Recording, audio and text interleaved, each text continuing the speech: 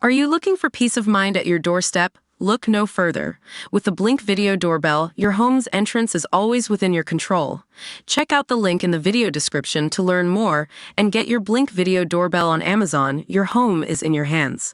It was a gray, drizzly Monday on March 30, 1981, when President Reagan emerged from the Washington Hilton Hotel, heading back to his presidential limousine parked a few yards away. His inauguration had been only a few weeks before, and he'd just finished speaking at a lunch of U.S. labor union leaders. Along with the rest of the White House press corps, I was about 20 feet away, roped off from the president.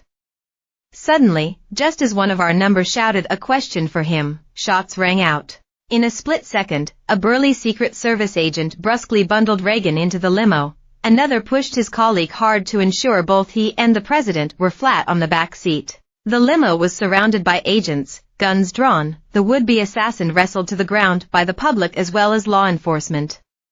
Reagan's vehicle sped off. Within 4 minutes it was at George Washington Hospital, even though, not initially realizing the president had been hit, a bullet had entered his rib cage. The Secret Service had at first started out for the White House. Reagan was close to death on arrival.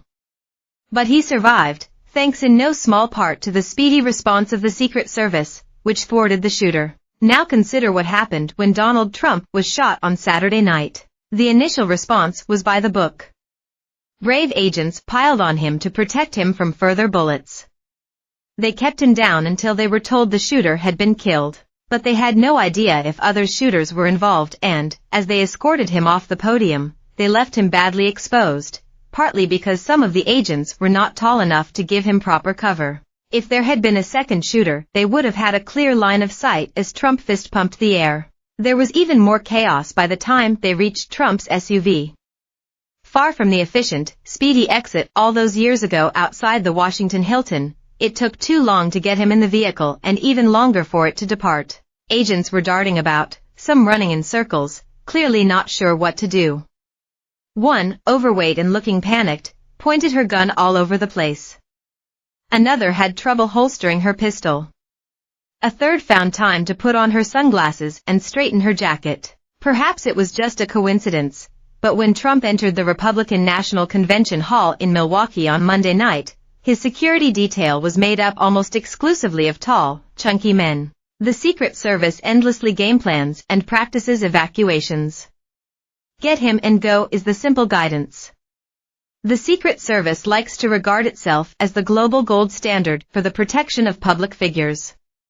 Not after Saturday night. But what happened after Trump was shot is the least of its problems. How the shooter ever managed to get any shots off in the first place has the makings of the biggest crisis of modern times for the Secret Service. Security experts are still baffled that a rooftop overlooking the presidential podium, just over a football field away and with an elevated, unobstructed view of Trump, could have been left unguarded so that the shooter could make it onto the roof and then, unhindered, position himself for his assassination attempt. The Secret Service has yet to offer a credible explanation for this. Instead, its director, Kimberly Cheadle, incredibly appeared to tell ACB News on Tuesday that health and safety protocol was to blame. That building in particular has a sloped roof at its highest point.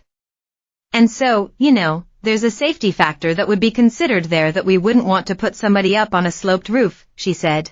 Cheadle and her acolytes have also been busy throwing local law enforcement under the bus. The warehouse on top of which the shooter clambered, we still don't know exactly how, was outside the Secret Service's perimeter of responsibility, she claims.